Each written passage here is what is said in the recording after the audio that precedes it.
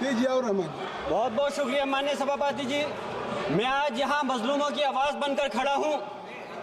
उन करोड़ों भारतीय मुसलमान और अल्पसंख्यकों की जद्दोजहद और हक की बात करना चाहता हूँ जो इस देश का अटूट हिस्सा हैं। मेरे अल्फाज बंटवारे के नहीं बल्कि इत्तेहाद के हैं।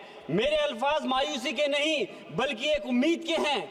ऐसी उम्मीद जो कि हमारे इस देश को जोड़ना चाहती है। हमारे संविधान को बनाने के लिए हमारे बाबा भीमराव अंबेडकर साहब, मौलाना अबुल कलाम आजाद साहब, डॉक्टर जाकिर हुसैन साहब ने मिलकर के इस संविधान को बहुत मेहनत के साथ बनाया था। ये सिर्फ किताब की शक्ल में देने के लिए नहीं है। आज संविधान के उस पर मैं कहना चाहता हूं कि भारत का संविधान इंसाफ, आज़ादी और भाईचारगी की जिंदा गवाही है और ये गारंटी देता है कि नागरिक हर मजहब, जात या नस्ल पर इज्जत के साथ गुजार सकते हैं जिंदगी। लेकिन अफसोस है, एक मुस्लिम रहनुमा की हैसियत से मुझे इस दस्तावेज पर बेपनाह फख्र है जो कि दस्तावेज जो संविधान हमें इजाजत देता है। आर्टिकल 15 के मुताबिक किसी भी नागरिक को मजहब, जात, लिंग, नस्ल या जन्म के स्थान पर भेदभाव नहीं किया जाएगा। आर्टिकल 19 में बोलने के अभिव्यक्ति की आज़ादी का हक दिया गया है जो कि हमारे अधिकारी को हक की आवाज़ को छीनने का आप काम कर रहे हैं। आर्टिकल 25 अपने मजहब को मानने और उस पर अमल करने की आज़ादी देता है। आर्टिकल 29 के तहत अल्पसंख्यकों के हकों की हिफाजत करने के लिए प्रावधान किए गए हैं। लेकिन आप तो हमारे हकों की छीनना चाहते हैं। माननीय सभापति जी, मैं आपके माध्यम से कहना चाहता हूं कि आर्टिकल 30 के अंदर अपने तालीमी इदारों को कायम करने और उनके चलाने का हक है, लेकिन हमारे साथ ज्यादती हो रही है। ये संविधान को अगर आप कमजोर करेंगे तो याद रखना ये देश कमजोर होगा, हमारा मुल्क कमजोर होगा। जो संविधान के प्रति वफादार नहीं हो सकते वो हमारे मुल्क के प्रति वफादार नहीं हो सकते। मैं उस संभल की सरजमी से आता हूं जहां पर 15 दिन पहले एक संविधान को कमजोर करने का काम किया गया। वहां पे जिस प्रकार से 5 मजलूमों की जान ले ली गई, जिस तरह से 30 से ज्यादा लोगों को गोली मारकर घायल कर दिया गया और 27 से 50 से ज्यादा लोगों के खिलाफ मुकदमा दर्ज किया गया। मैं पूछना चाहता हूं माननीय सभापति जी, मैं सांसद हूं, मैं अपने मुकदमे का मैंने कहा था मुझे डर नहीं है। मेरे खिलाफ मुकदमा लिखा गया, मैं वहां मौजूद नहीं था और ये मुकदमा जो हमारे चाहे विपक्ष के सांसद हो या सत्ता पक्ष के सांसद हो, आप याद रखिए जनता की आवाज हो, जनता के बीच में जाकर के आपके जवाबदेही बनती है। और मैंने अपनी जनता को आवाज को उठाने का काम किया तो क्या गलत किया था माननीय सभापति जी? सिर्फ इस बुनियाद पे मुकदमा लिख दिया गया।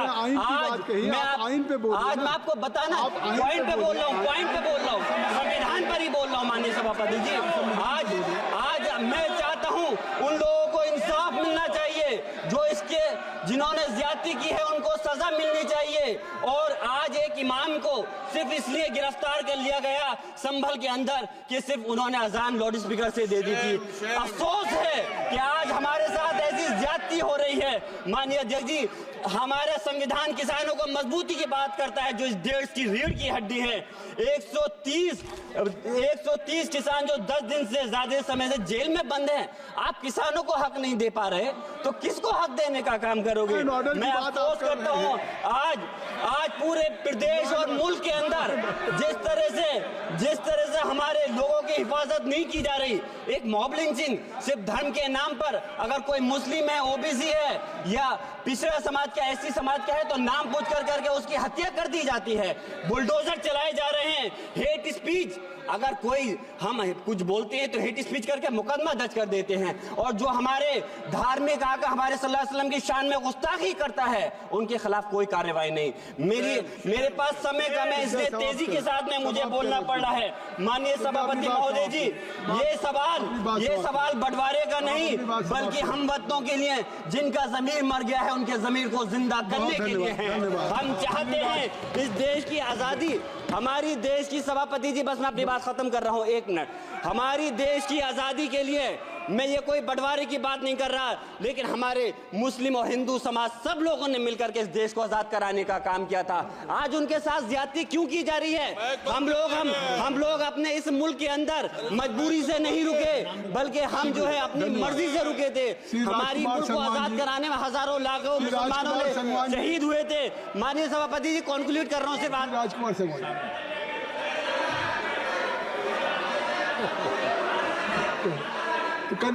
आप कंक्लूड करें ना, आप कंक्लूड कर माइक शुक्रिया शुक्रिया माननीय सभापति जी। मैं एक मुस्लिम और अल्पसंख्यक रहनुमा के तौर पर मैं अपनी बिरादरी के लिए खास हक के मुताबिक नहीं करता। मैं सिर्फ ये चाहता हूं कि आईना के बाद संविधान के मुताबिक हर नागरिक के लिए जो वादा किया गया उसे पूरा हो, हुकूमत से कमजोर की हिफाजत को यकीनी बनाए और नफरत फैलाने वालों को सजा दे। और मैं अपनी बात इस शेर के साथ खत्म करना चाहता हूं जो कि हबीब जालिब का शेर है। ऐसे जुल्म सुबह बेनूर को मैं नहीं मानता, मैं नहीं जानता, मैं भी खाइफ नहीं तख्ताए दार से, मैं भी मंसूर हूं कैदो अगियार से, क्यों डराते हो जिंदान की दीवार से, जुल्म की बात को जहल की रात को मैं नहीं मानता, मैं नहीं जानता। राजकुमार सलमान जी।